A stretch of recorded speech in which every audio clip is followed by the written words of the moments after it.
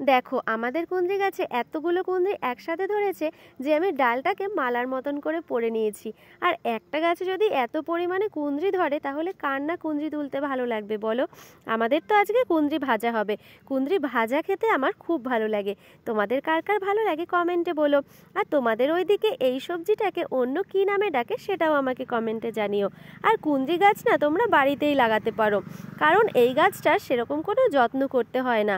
হালকা জল দিলে মাঝে মাঝে আর একটু গোবর সার দিলে এই গাছ ভর্তি হয়ে ফল ধরে। আর নিজের হাতে লাগানো যে কোনো গাছ, সেটা ফল হোক বা সবজি হোক, সেটা তুলতে কিন্তু বেশি মজা লাগে। কিন্তু আমার না ফুল গাছ থেকে ফুল তুলতে একদমই ভালো লাগে না। আমার লাগানো গাছগুলোতে যখন গাছ ভর্তি হয়ে ফুল ফোটে, সেটা সামনে থেকে দেখতেই আমার বেশি ভালো লাগে। আর যদি কেউ সেই গাছ থেকে ফুল ছিঁড়ে নেয়, তার উপর না আমার খুব রাগ হয়।